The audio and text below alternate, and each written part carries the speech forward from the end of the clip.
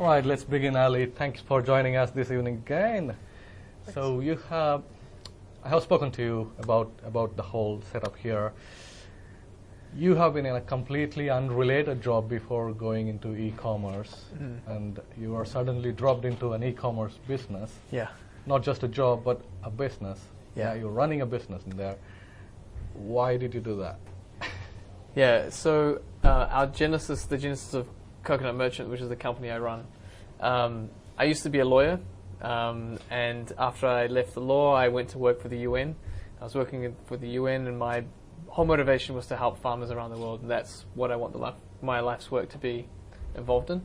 And then while I was at the UN, I felt like I couldn't really do enough to help people, so I left the UN and I came to the UK to work as a consultant. And while I was working as a consultant, my line manager introduced me to my business partner, Sean. And Sean had been importing natural products and coconut products into the UK for over 20 years. And then they became cool. So then he created Coconut Merchant as an avenue to sell that. But because he ran another company, he didn't have time to run Coconut Merchant. So I joined him. And the whole ethos was to essentially, if we could buy from farmers and make it ethical and create products that we could sell to the mainstream market. And that was like the crux of it. And that's why I got into coconuts. And so I did a law degree to sell coconuts. So the root is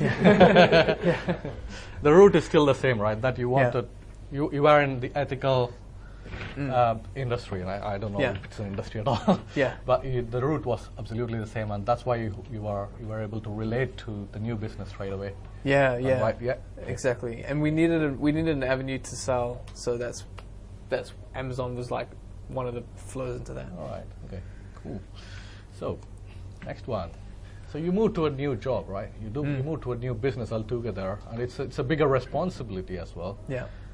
Did you ever feel that you were in a better job, and you're sacrificing your comfort zone and moving into a different zone? Yeah. Yeah. So and absolutely. How did it feel? How difficult was it to move? It's quite hard because I think, just out of curiosity, just before, if you don't mind, Prem, is it okay if I ask the question? So, how many people already sell on Amazon? If you just raise your hands, if you already sell. And then if you're thinking about selling, or you might be selling on Amazon soon. Okay, so and the reason why I ask is just so that I can kind of get a sense of where everyone is. So I think if you're a lawyer or you're in an office, kind of these service industries, you have a really set career path. You kind of stick around for 10 years, work hard enough, you become a partner, make enough money, live a good life, boom, and that's the end. Whereas if you kind of like jump out of that and you leave that flow, it's a huge risk, and I found that really hard. And they say that you shouldn't change geographies and jobs and industries all at the same time, but I did that 2 times. So I left law in New Zealand to work in economic development for the UN in a whole new area, and then I did that again to move here, and it's really risky. But I think by nature of it, and I think you guys will definitely share this, if you are naturally leaning towards this, then you may have that risk taker element within you. You may be a natural entrepreneur, or I'm not a natural entrepreneur, but you can learn it. And so it's quite hard. It's a big gamble, but I feel like it can pay off. So it's not easy though. I wouldn't say it's easy. So it was difficult for you to move into a different role. Yeah, and it was. How rewarding was that?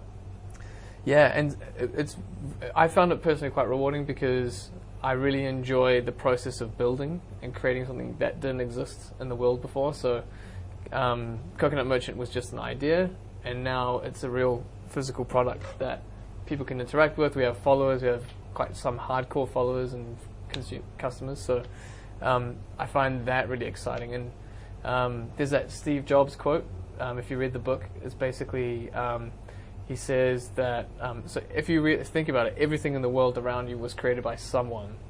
And for me, what I find really rewarding is that I'm part of that conversation, if that makes sense. Yeah. So I can completely relate to that. The first time I did my private labeling, when the product was in my hands, I was like, this is mine. Yeah, yeah. So it was quite a nice feeling. Yeah, definitely. It's so rewarding to do that. I believe there must be some first product, right, which you worked on. And there was the big requirement of ethically sourcing that. Yeah. How big was the challenge for you? Yeah, that part's really hard. So for me, and I think as each of you guys start your business, once you move into this, or you guys who already have, it's really important to define that why. So have you seen that Simon Sinek talk where he talks about start with why and the golden circle? If you haven't, Google it. It's called Start With Why. It's a TED talk and it's had like millions of views. But really early on, I defined what the why was for Coconut Merchant, which was ethical sourcing. That was really important. And so everything we did pointed to that. And so we had to find ways as much as possible to create products that, at least in our definition, were ethical or sourced ethically. Bless you. Okay. And going to the market, was it challenging to go? Because it is such a competitive niche that you were working on, and it had the requirement of ethical sourcing. Ethical sourcing comes with a lot of sourcing challenges. Extra. Yeah. Well, you need to pay a lot for ethical sourcing in there as well. So that's a cut in the margin. So was there any challenges it does. like that? And I think so for us, it means we buy our coconuts from farmers, and then we process them at source to create the coconut oil. Then we pack them at source to create jobs there, and then we ship them around the world. So there's 3 steps we try and keep at source, but they're intentionally done. In every business, there may be a different reason to do that, but for us, that and I think this is important. Your USP should feed into the business, and the business should feed the USP. So USP, unique selling point, just in case that phrase doesn't make sense. So for us, that was really important. And so for what that means for us is we can cut out a lot of middlemen, so our price comes down. So if you're sourcing from China, try and move away from the agents. There may be reasons to stay with agents, but try and move straight to manufacturers. Yeah. That'll bring your costs down, and then you can also, you can work on developing your products a bit faster. So for us, because we buy from the farmers, we can control quality, we can make sure things are all right, and then when I tell that message about how we source our products, that then again feeds the business. So the business feeds the good, and the good feeds the business. All right. That's nice. It's a really interesting cycle that you have explained there. That's nice, yeah. I know there is no challenge of initial investment for you because Sean was doing a big business before that, Neeru brand, which I quite often buy from. So there was no challenge of initial investment, but you had big bucks in there. He made a lot of investment. There was pressure on you to make the first year to be profitable, right? Yeah. And what were the challenges, and how much cash was burnt into it before it became profitable in the first year? So we had to invest quite heavily. So in the context of Amazon, we invested a lot in the beginning in our sponsored ads and our advertising because the space we're in is very competitive, and so we had to make sure there were a lot of big brands in there already as well. So we had to quickly differentiate ourselves. So that meant having our RRP, our price lower than what we initially intended, and I think we would spend around £300 a week just on sponsored ads across several products, but we were blitzing because I had a really clear, very kind of driven intention to claim market share off our competitors. And while I love everybody and happy bunnies, I'm in business and I want to win. So if I can knock out competitors, all the better, in some ways. But yeah, we invested a lot. So £300 a week, and then there's also time. So time is something that you can't get back. So I spent, for our early customers, if you bought from us, we did merchant fulfilled at the beginning. This is before we did FBA and fulfilled by Amazon. Does anyone know what that means? Fulfilled by, so that means if I do merchant fulfilled, that means I'm selling it and I'm sending it out when orders come in myself. If it's FBA, that means it's in a fulfillment warehouse that Amazon controls, and then when the orders come in, Amazon sends them out. So if you ordered from us in the beginning, I would have written you a handwritten note saying thank you for your order. I probably would have given you a free product extra, and it's all very, very personalized. So to get that first 2,000-3,000 followers behind us to claim that market share, and that's time. So that was like, I'd spend 2 hours a day writing handwritten notes to customers. It's a lot of time. Yeah, that's interesting. Yeah. And then, but then, in doing that, our sales increased, and then so we moved to FBA because it took me too long to write notes. And I would do like mail merge to try and like speed it up and get it a bit more sophisticated. But then, when it got, I think within 6 to 8 months, we were number one in our category. Wow. So it was a quick turnaround, but there's a lot of time and money investment in the beginning. If I can ask you, what was your first year's revenue totally? I think the first year we did just over £800,000. 800,000, and it was profitable in the first year? Yeah. Okay. That's brilliant. Yeah, so we did, I think, in our first few months we did about £300,000-400,000, and then first year was about 800, and then we doubled it again the year after. Doubled in the next year itself, is it? Yeah, I think we went through like 2 or 3 years of doubling, and then, well, we haven't doubled since then, but yeah. That's interesting. So you got, if I'm right, you got 5 employees now working for you, right? Yeah. So I know that you will be interviewing e-commerce managers left and right. Yeah. Okay. So what, just for the sake of understanding for others what's important for an e-commerce manager, because most of these beginners here, including myself, we need to know what's important in an e-commerce management. Yeah. So what are the main golden questions that you ask them? Yeah. So when you guys will get to the point where you're recruiting. So one thing I always do when I have a job ad up, because you get lots of applicants, I put a question or a task that someone has to do in 5 minutes. It won't take them long, 5 minutes, a 5-minute task. But I put a task in the beginning. So if they don't do that, I know they're not really interested and they're not reading the application correctly. So I can just knock them out quickly. And then the task will be something like, if you want to, we can jump to the slide on it. So I've got an example. With our last e-commerce manager, the frustrating thing is they get headhunted away by big companies, so I end up losing them within about 18 months. So, but the last ad, in the bottom I just said, go to this link, and the link was to this listing. And I said, give me at least 4 things that you would change on this listing. And the purpose of doing this is to see, do they think in a commercial way? Because there's about 9 things you could change there. And so my test is to see, 1, do they spot those things? And 2, are they going above and beyond? Because I asked for 4. So if they only give me 4, they're going to do the bare minimum when they work for us. But if they do more, then I'm like, okay, cool. And hopefully they've spotted more things. So the next, just before we do, actually, do you want to just jump back? You've seen the answers.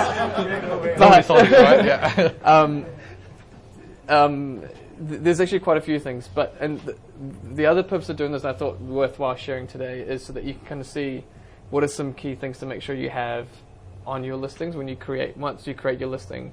What are the key things that you should put on there? So. Should we have a go at together, or should we do it together? No, do it together with them. What do you guys think? Okay? So, have a run. There's 9 things you can fix on it. Yeah, go for it. More product photos. Yeah. So you want to have minimum 5 product photos. The customer needs to feel like that they have inspected the product. So I'll use my own product as an example. So if you're buying coconut oil, customers want to. If I go to a supermarket, think about this. If I go to a supermarket or anywhere, I can pick up the product. I can touch it. I can taste it. Maybe I probably can't taste it, but but you can do stuff to it. You can inspect it and see what it's like. But an e-commerce customer can't do that. So what you need to be thinking is, do my photos allow the customer to feel like they've inspected the product and they understand what it is? So that's like the first thing. Next. Where it says frequently bought together at the bottom there, you can have more pairings of it. So rather than just say a bar, it could be cereal, because I drink oatly myself on a regular basis. I usually have to say cereal, for example. So that's a really good observation. that one you can't actually control. This is like semi-automated, as far as I'm aware of any other sellers. If you, yeah, so that's automated. But you're right. It's actually, we'll come back to this. That is a good one though. Anyone else? Yeah. Title? Yeah. Yeah. So the title could be beefed up, and then there's actually two things because it repeats the brand name twice. There's like a redundant stuff there. Anyone else? The price that's the same as 7 other sellers. Yeah, and then so one is the price, but I also think like would someone pay £12.75 for a single Oatly? Yeah, so it just doesn't make sense. Yeah. Do you want to throw any other ones? Yeah. I think the description needs to be a bit more. Yeah, 100% right. And the Oatly healthy oats Enriched. It doesn't make sense. Yeah. So you can have, Amazon allows you 5 bullet points. You want your when you create your listing, it's going to ask for a description and it'll ask for 5 bullet points. But that's really misleading because just think about your own behavior. Last time you bought on Amazon, did you scroll down to the description? No. Most likely you just went off those 5 bullet points. So make sure your 5 bullet points really sell your product and they talk about your key USPs. And you can be sneaky, so you're not supposed to, but you can add emojis. You can add you can kind of put all caps to make things stand out. Anything else before I run through the rest of it? I mean, the box itself, it actually looks away from you rather than towards you. It doesn't attract your attention rather than look away from me Yeah. So you could do for flat products. It's quite hard.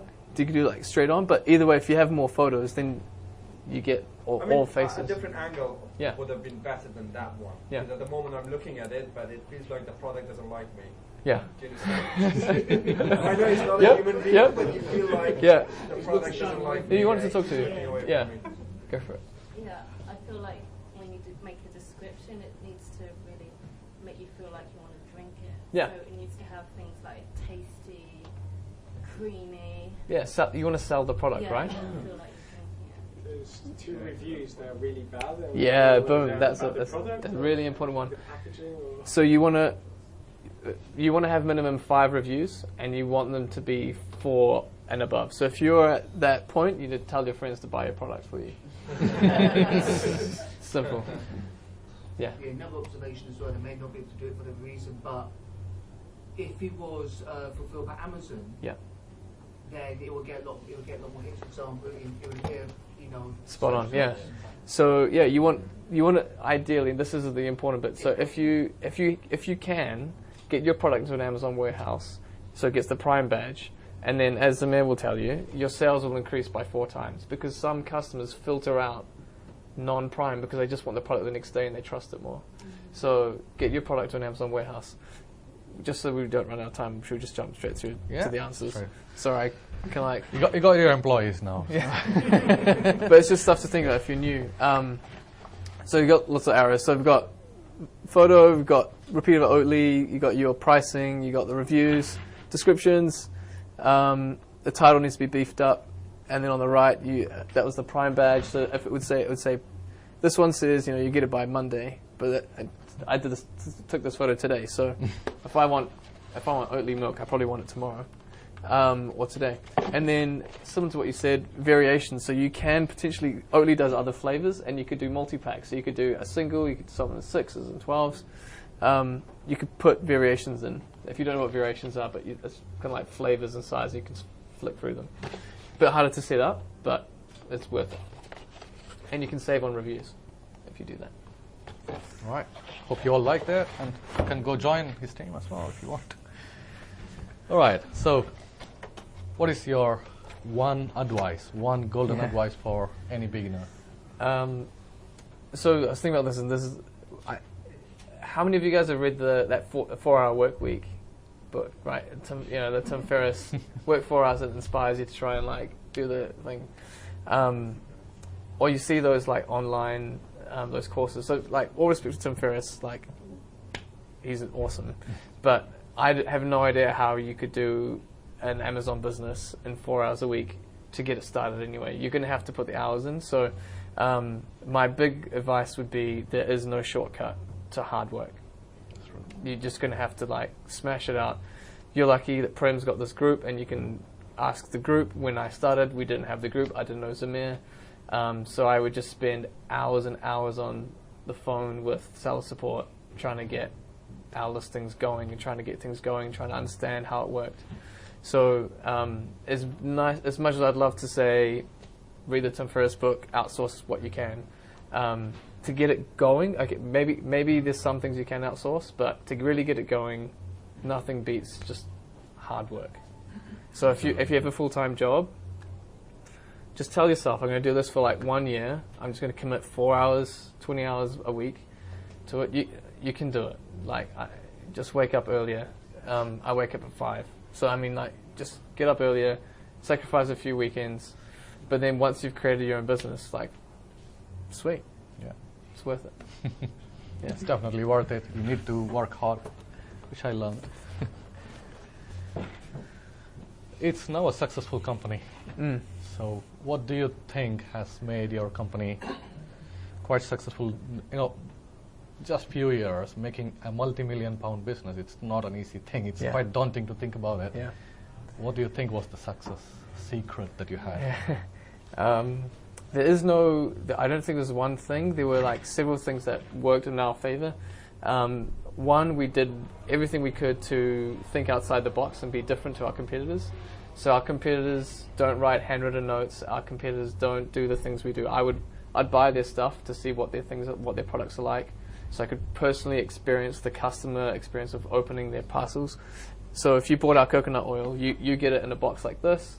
You can drop it, it won't break. Wow. I can market to you in doing this. I give our customers free spoons, all kinds of stuff, because we're trying to think. It's a bit cheesy for Amazon, but in the e-commerce space, to think outside the box, think inside the box, if that makes sense. So what's the customer experience going to be like, and that kind of thing. So always try and surprise and delight your customer. That's one of the things. But we also went to omni-channel. So we used Amazon as a platform to grow the business beyond Amazon. At the beginning, it was 100% of our revenue. Then it became like 80% because we started selling on Groupon. And then we moved away from there. We got into Selfridges, then we got into like more and more places. So the other thing was we moved away from just Amazon. Because if Amazon knows that you're their main source of, they're your main source of income, they may take, or Amazon vendor anyway will, if you sell directly to Amazon. Thank you. I think the biggest takeaway for this evening for me is thinking inside the box. Yeah. E-commerce, yes, that's definitely the user experience is more important absolutely. than how it is. Yeah. So if you're like an Amazon seller, so if you're thinking about your product, try and shave off a little bit of margin, just a little bit, to invest, because it'll come back later on in terms of customer loyalty. Because so hopefully, and I have customers message and say, oh, because we have other people sell our products on Amazon, and they can't get this box, so they'll say, oh, the oil came in bubble wrap. Is it counterfeit? Is it actually yours? And all that kind of stuff. So we know we have loyalty based on just stuff like this, and it improves based on the customer feedback. So I read customer feedback just very much like Zamir, and emails in from customers, and I try and improve the product based on the feedback that we get, positive or negative. Have you heard of the lean business model? There's a book about this, but you can just pivot towards where feedback is coming or not coming from. I don't explicitly do that as in the lean business model, but I do. It just happens to coincide with what the book says. Yeah, it's nice. It just touched upon Amazon. How important was Amazon for you in the primitive years, in the first 2 years, and why did you choose Amazon? Yeah. So when you're starting a brand and you want to sell, because our objective was never just to sell on Amazon. Our objective was to sell to supermarkets the whole time. But for a supermarket to take you, they need to know that, one, you have a customer following, two, that you can actually supply and you can produce, and that you're credible. And so to do that, I needed a route to market. So we just thought, okay, let's sell on Amazon. We can prove the concept works. We can pivot, like I said just a moment ago, based on customer feedback. So we actually started on a 300 ml coconut oil. We then went to 500 ml, and then people were buying 2 of them at a time. So if you look at your stats of what people are buying, so based on that, then I'm like, okay, great, people are buying 2, so we can go to 1 liter, and now we go to 4 liter because we were just buying them multiple units, and so once we primed all that together, and then the whole time I was trying to pitch to supermarkets. And like, for example, Selfridges, and then I'd keep the buyer up to date, and I'd say, oh, hey, we're on the first page of Amazon now. Oh, we're in the top 3. Oh, we're now number 1. And then when we got to number 1, then they're like, okay, cool, come in and have a chat. So you can use it as there's a program actually called this, but you can use it as a launch pad to kind of grow your business. That's brilliant. So you used it as not just as a route to market, but as a route into the retailers. Yeah, it's an easy ticket into the retailers. Yeah. Right? By the way, that was like a big secret. I didn't tell anyone else. So like, through Prem, you get insight into like one of our key secrets. Right. Now you're sold. Yeah. Right. So I have used coconut oil, but before even meeting you, I knew the brand. I have used your coconut oil, and I know that there are like a zillion sellers in coconut oil niche. It's such a competitive niche, and you're still in there, and you're still selling well. How do you make profit in there? Yeah, so that's really hard. So one of the things that works better for us is because we go close to the farmer, we can make sure they get fairly paid. We pay above market rates, but at the same time, there's no middlemen in there as well. So then there's more margin for us to work with. So then we can do things like this. So I think our key thing to beating our competition is to be constantly thinking about the customer and the customer experience. Maybe a way to think about it and to phrase it is, you're not trying to sell to a customer, you're not actually trying to sell to them. What you're trying to do is the customer's already, especially on Amazon, they have an intention to purchase. They wouldn't be on there otherwise. So you just want to give them what they want, and you want to facilitate them getting the product that they've been looking for, and to take it into their house. And you can just benefit by taking the money in between, if that makes sense. So I think of it as, how can I help my customer or the people buying our products get our products? So for example, our customers care about the environment quite a lot. So all our packaging is recyclable. We invest quite heavily in the box inside. So it took me 2 years to figure this damn thing out. But the box, and then that kind of thing. Just think about the customer, and what does the customer want, and how can I help them pay me? If that's the crude way of putting it, but yeah, that's nice. So I have seen, I purchase a lot of coconut oil. We use a lot of coconut oil in our cooking. We receive a lot of broken bottles. I think that is such a unique selling point. I think finding the unique selling point of your particular product is the key for breaking the sellers and the competition there. Yeah. And it feeds in so many ways. So for us, one, the customer's happy because the customer won't have to. It's a headache to go through Amazon, get a refund, or contact the company, get a replacement. And you lose time and you lose money in that. We lose money because we have to replace it. Plus, there's 12 coconuts in every liter of coconut oil. So that's 12 coconuts wasted, farmers' energy, all that kind of stuff. So the whole thing feeds itself. Yeah. Nice. I'm a small businessman, right? I don't have much time in my life, and going and speaking to a retailer is such a daunting task to me. I don't want to do that seriously. I don't confront people easily. How do you manage to do that? What should we do to reach out to retailers? Yeah, so this is the bit. So it's quite. This isn't this one. I can't remember where So these are three things you can do. So the first one is you want to network. The best way to get into a supermarket is to get introduced to the supermarket buyer. So if one of your friends is a supermarket buyer, you have a lot of power because you can introduce people to them as well. By the way, if anyone knows a coconut oil buyer at supermarkets, I'm your friend. So that's one. So networking, really, really easy way. 2, get on LinkedIn. Buyers will put their title as buyer, grocery, like category manager. These are all titles, so you can do that. And for a short period of this like Instagram project, but and I post every day. And one of my posts was, I've just got a big picture of a buyer I was looking for and his name, and I just said, does anyone know this guy? Because 6 degrees of separation, right? So hopefully someone did. So it was kind of like 3 chains down. So LinkedIn, try that. And then the third one, this is one that actually helped us get into Selfridge as our first one. So I didn't know the supermarket. I didn't know the buyer's details. So I went into the store, and I think the next slide has it.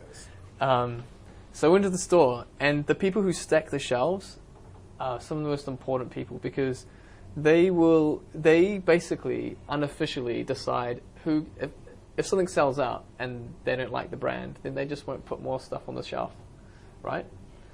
They're supposed to, but they might not. They have other stuff to do. Plus, they can tell you their rate of sale, because they'll tell you what they're restocking the most.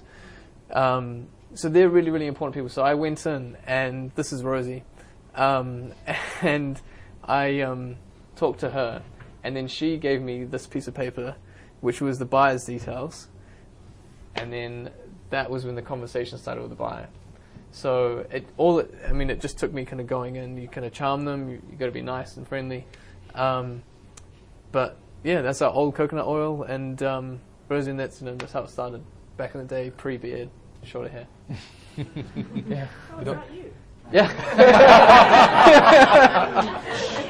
Yeah. I grew the beard because of baby face. Yeah. I was about to say that. Yeah. Nice one. And then when you're emailing the buyer, this is really important because they get lots of emails. So you want to be, this is actually not one of my emails, a friend of mine wrote this email. Actually one thing that's important to tell you, not everybody will, if it's a big supermarket, they will buy direct. So they will buy, you can make a deal with them directly. However, a lot of small stores, even this, for example, this place, they won't buy from us direct. They will buy through a wholesaler who will then supply them. You might make a deal with the buyer, so I might talk to the store manager or the restaurant manager and say, hey, look, buy our coconut water, it's really good. There's all the amazing things that cost this much. But then the next question will be, which wholesaler do you buy from? And then I call that wholesaler and say, hey, this guy wants it. Can you put our product on your books so that they can buy it and other people maybe can buy it? So you kind of work backwards in the chain. This is an email for a wholesaler called CLF. They sell natural foods. I don't know if anyone here is in the grocery space, but so what this person's done is they've gone through and they're highlighting, keeping it short, keep it really succinct, because they'll just skim past. And that's why they put bold in, which is a really good move, because you're quickly highlighting the key things you want them to see. So new, vegan, gluten-free, Swiss bar, hitting all the kind of like keywords, vegan, gluten-free, this is what everyone wants to buy these days. So that's that bit. And then they go on through, talk about the USPs in the next paragraph, quickly talking about what the market is after. And then they talk about their USPs, this is how they do it. And then they've talked about the RRP. They haven't talked about commercials because you might not know what percentage they need, what margin they need, right? So you just talk about, this is what price I feel like people will buy it at.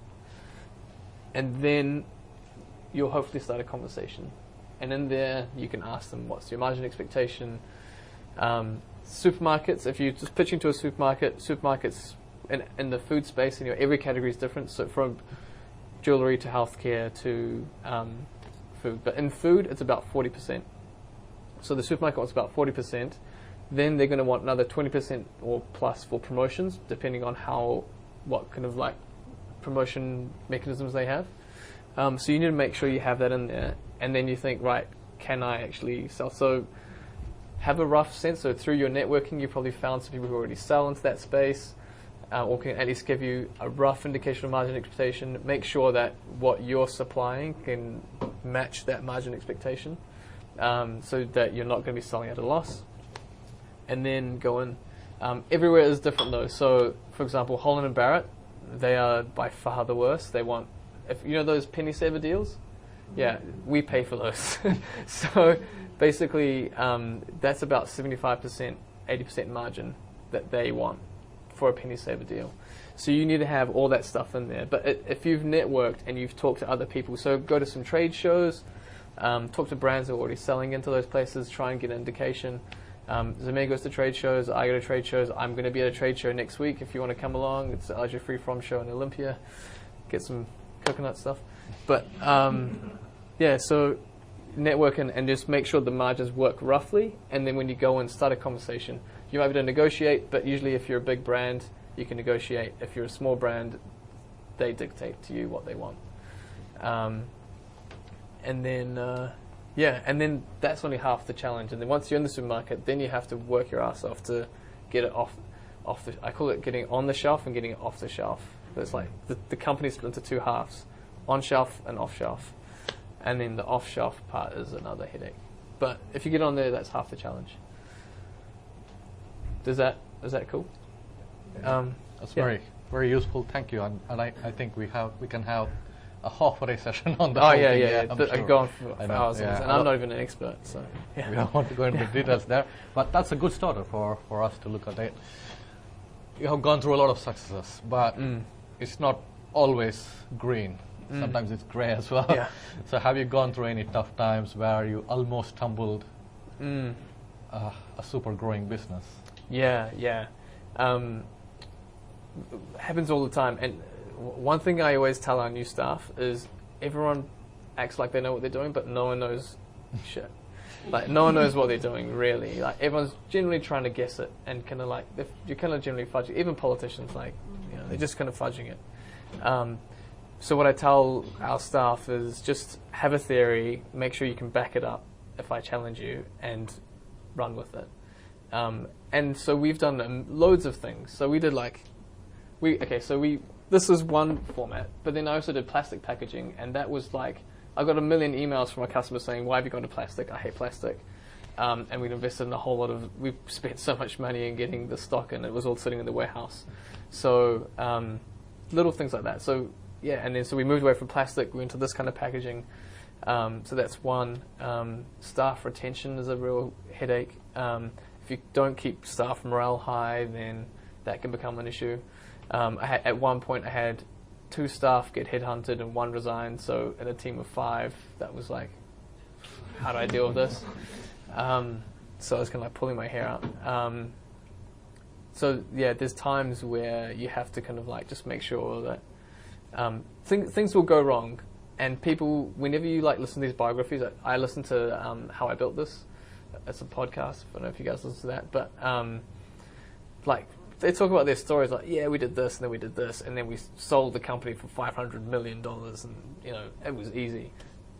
I don't know. Like, I bet they can there's a whole lot of mistakes that never come up in the podcasts or in those biographies, that never get talked about, and it's just the story that's built as this. So every company that you see around you has had millions of success, failures, and so yeah, I mean. Yeah, plastic, coconut oil and plastic. It'd be logical because there's a break in the post, but nope, that's a failure. Yeah, that's pretty nice. So I'm in the eco-friendly area as well, one of my categories, and that feedback blew me up. Yeah, exactly. The product is eco-friendly, but the packaging is not. Yeah, exactly. So you throw it away in the bin. Yeah. You're in this industry in particular. It's a constantly changing platter. People want to try different things based on the fad of the year. Yeah. They keep changing their mood. Now it is coconut, tomorrow is avocado, something. Yeah.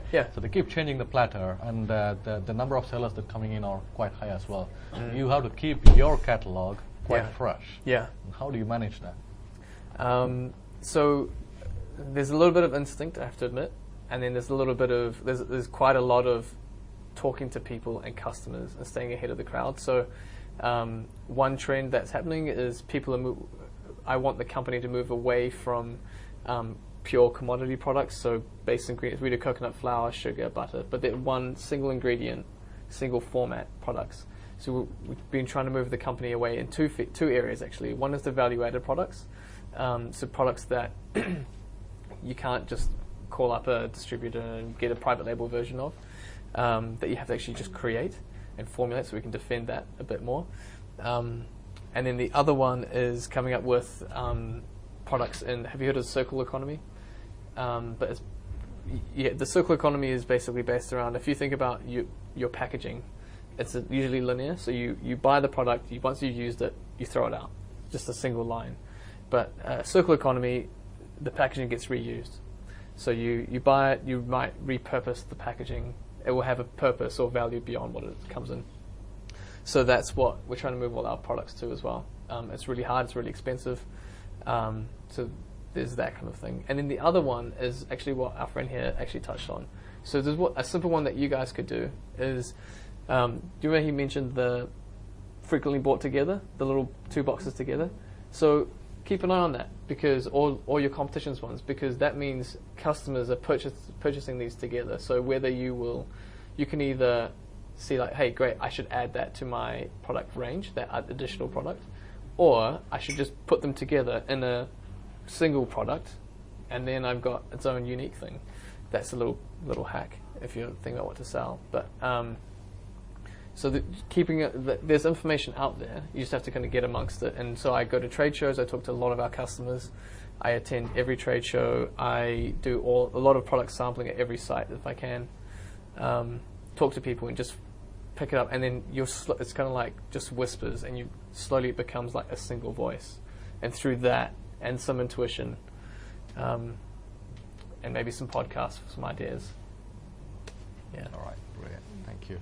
Last question. Yeah. How do you speak to your customers? And how do you engage with them? How do you connect with them and actually have a conversation? For me, there's 2. It's trade shows and sampling. If you have a product that sweet dreams. If you have a product that can't do that, you can do things like email. If you message your customers like, hey, look, what do you think of this? Write them I write them notes. Sometimes that message there's a big drop off, but I'll write them a note and be like, hey, look, I've added a little something extra for you, just as an extra, but as a thank you in advance kind of thing. Do you mind just giving me some feedback? I'd love to know your thoughts on this. Or we've just changed this. And for me, my style is to talk in a really human way to them. So I'll just say like, look, we want to keep getting better. I'd love to improve. Your feedback would be really valuable. And all the other ones, if anyone who sends a negative feedback or anything negative, really try and pull that out and find out exactly why they're unhappy. That's how I've been doing it. Sorry, on the negative feedback, how do you respond to that? Because it's going to be online, it's going to basically... So if it's on that, I will try and pull them off a very public space and be like, hey, do you want to send me an email? And I'll write my personal, not my personal, but my work email, and say, hey, look, do you want to send me a message? I'd love to figure this out with you, or just to pull them off that platform, and then start the conversation there. Or do you want to send me a direct message on Instagram? And we can, just to pull them away from there. That's my hack. But then I work really hard to convert them into happy customers.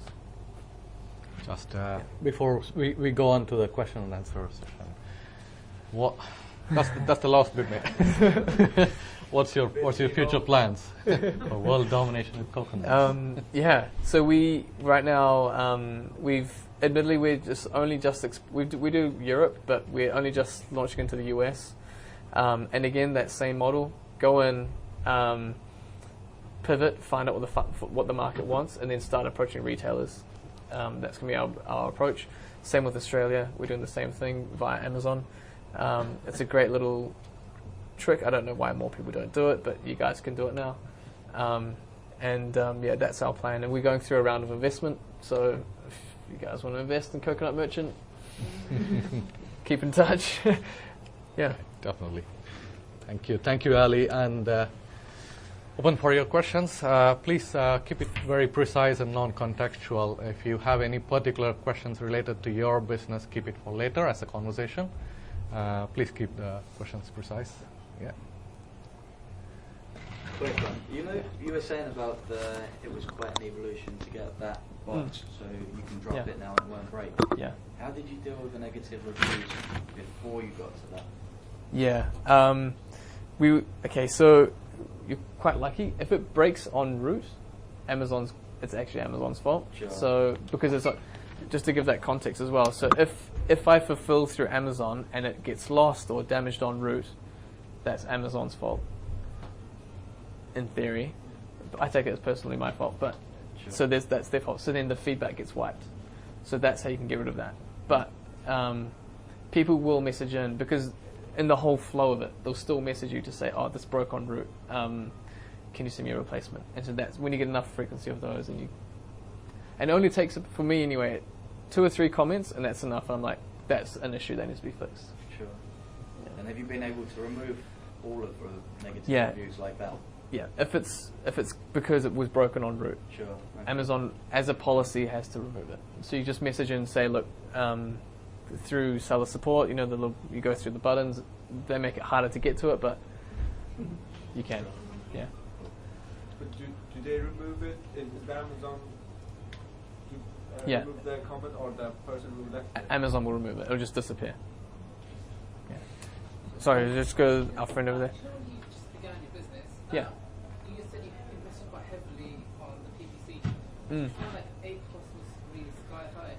Yeah, so at the beginning, your ACOS stands for average cost of sale. So for every, for the amount of money I put in, how much does that convert, right? And in theory, if I have an ACOS of a high ACOS, that means I put in money and I get X%, like a lower amount back. But if I get, say, if I have an ACOS of 10%, that means for every £1 I put in theory, I'm going to get £10 back. Right, so that's what ACOS means for anyone who doesn't know. So yeah, at the beginning we had a really high ACOS, and that's inherently going to happen. That's normal.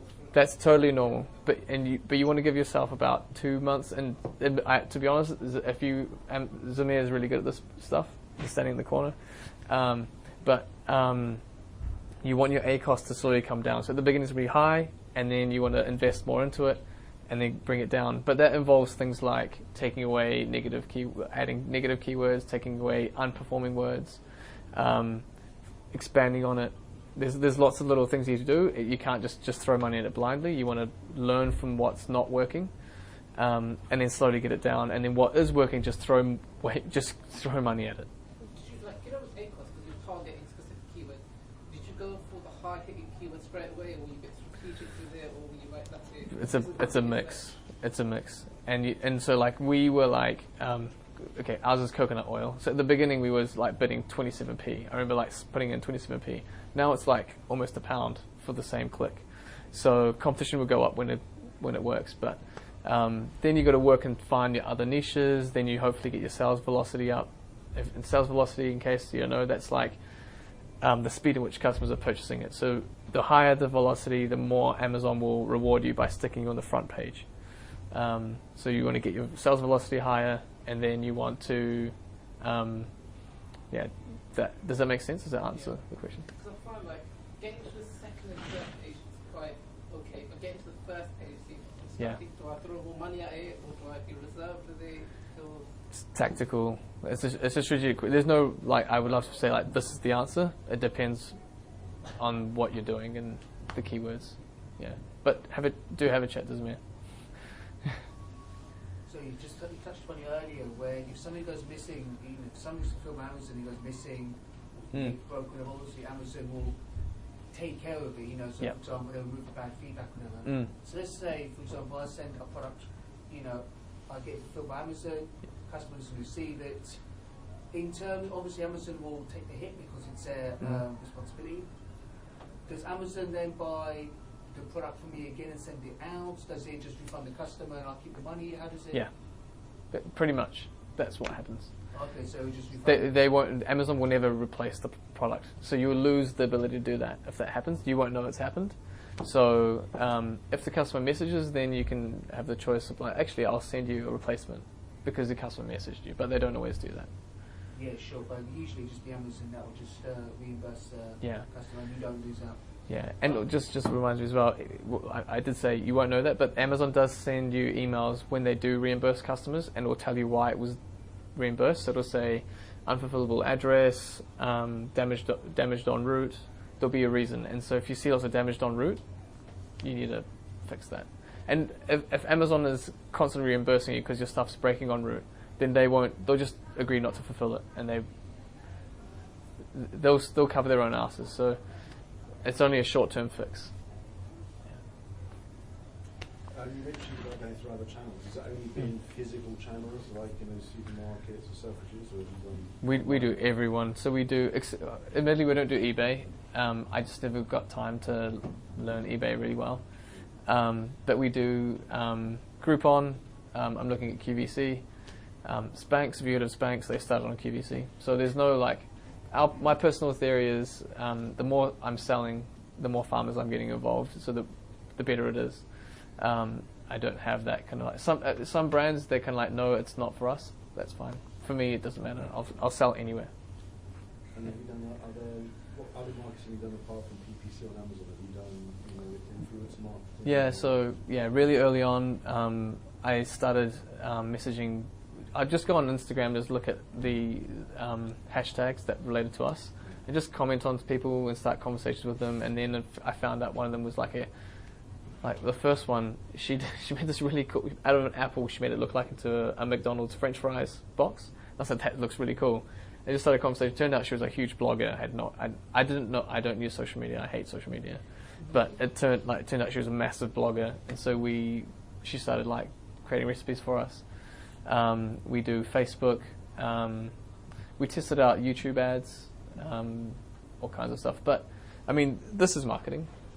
Having a good box is good marketing. Inside this is usually I don't know if I might have thrown it out, but we put marketing material inside this. Amazon doesn't know what's inside there, so I can put a link to my website with a voucher code. Because we never ran ads to our website. I never invested anything to our website. Instead, I just threw money at Amazon. People were already buying there, and then now we're trying to do that, but we can just put voucher codes to our website there. Pull them over.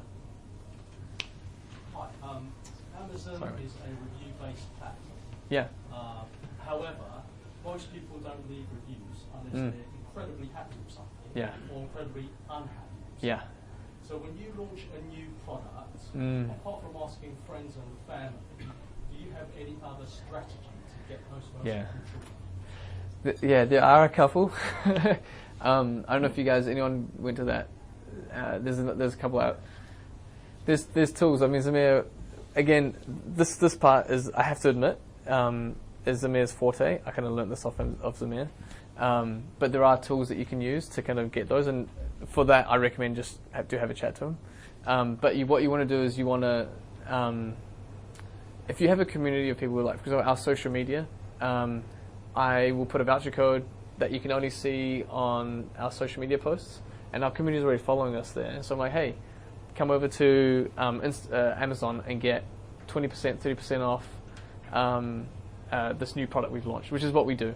And then hopefully, because it's about 2%, 1%, 2% of people will leave feedback. So you just increase your chances of doing that. So yeah, I think off channels, if you've built a community around your brand, which is what I heavily recommend doing, if you've built that, it's way easier because you can just pull people from one platform to another to do stuff. Sorry, my man. Poor guy's been waiting for. Yeah. So retail stores. Yeah. What's the right time to approach this? Because you're at the point where you're too early for that. Yeah. They might just dismiss you. Yeah. And they might be probably too late. Yeah. So do they expect you to have traded for a certain time or have some sort of sales history on Amazon? Yeah. Number or to be able to take a certain order size? Yep. What's your experience? There's two ways that I look at it.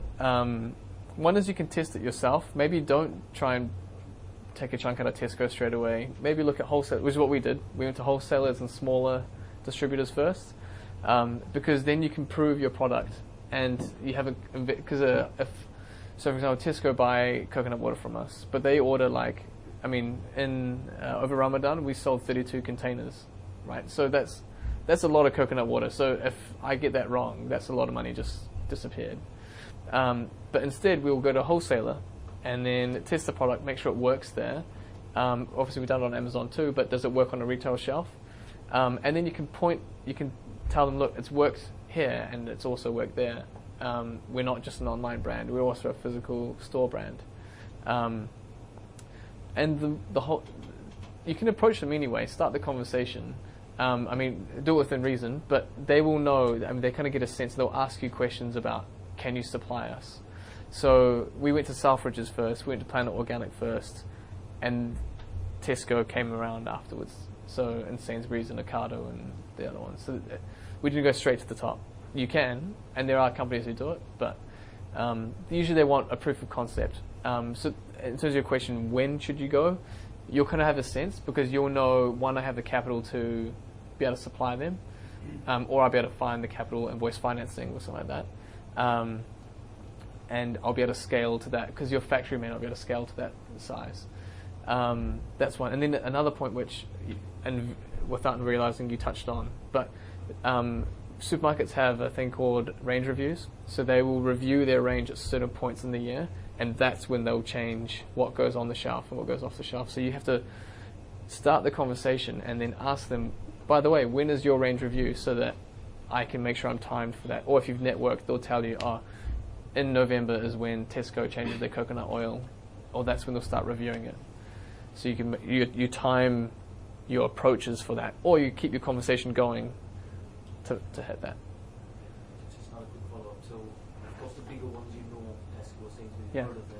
How do you find the distributors, the ones that sort of behind the scenes? How do you trade shows? Like, yeah. So one, trade shows. Trade shows aren't cheap, and they take a lot of time. So watch out for that. But I also you could do the reverse engineering approach. So I'll just talk about what we do. So this is how we got one of our distributors. It's food service. So this is for places. So if anyone here works at Sainsbury's if anyone here works at Sony or Disney or in a big office block, you'll have a cafeteria. Your cafeteria is a site, and that site is managed by a distributor who is supplied by a wholesaler who is supplied by me. So there's like 4 people in this chain. And then I will go and convert the site, and I'll convince the site to take me. They'll be like, so by the way, who do you buy from? Then I work up the chain. So you can do that. And then you can ask them along the way, what's your margin? What's the margin expectation to get to you? What do you need? And then they'll give you a sense of where you need to be. If that makes sense. Yeah. Yeah. So I want to know, how do you promote your products in the European market? With the UK, you can ask your friends and family to give you some reviews. But like with the European markets, I think it's becoming more difficult. You don't always have like 10 friends in Germany, 10 friends in Spain. And also those personal notes, you probably wouldn't buy them in like 5 different languages. No, exactly. Yeah. So how would I do it? Again, we have Instagram followers and influencers in other countries. So I ask them. I'll give them voucher codes so that they can advertise it. Amazon has a thing called the affiliate program. I don't know if you guys have heard of that, but that works 2 ways. One is if you have a website, you can just make money by referring people to Amazon, and they give you like 7% plus they give you money if you just send people to Amazon to buy it. That's the affiliate program. So you can sign up, and you guys, even if you're not a seller, sign up and just send people there. So that's one. So that's the first bit. And then the second is I will encourage them to sign up as an affiliate and then get them to send people that way, plus the voucher code. So they make money by sending people, plus their followers get 20% off. So then they get a reward for it. So this is what you pitch to influencers, like just use that link and you'll be making money every time. Yeah, and then in this way, if they're the affiliate, then they create the link themselves because it's unique to them. You tell them create a step by. If you go this is what I did. I went through the process of becoming an affiliate. It took me 10 minutes, but I recorded each step. So I just took screenshots, and then I used that to make instructions, and then I sent it to all our influencers. Like, here's how you can make some money because everyone wants to make money. and then you're like, cool. Plus, you can use it for non-products that aren't ours. Yeah, that's how I did it. Yeah. Cool, guys. Any other questions? That's pretty much it. Any more questions? All right. Thank you. Thank you so Sweet. much.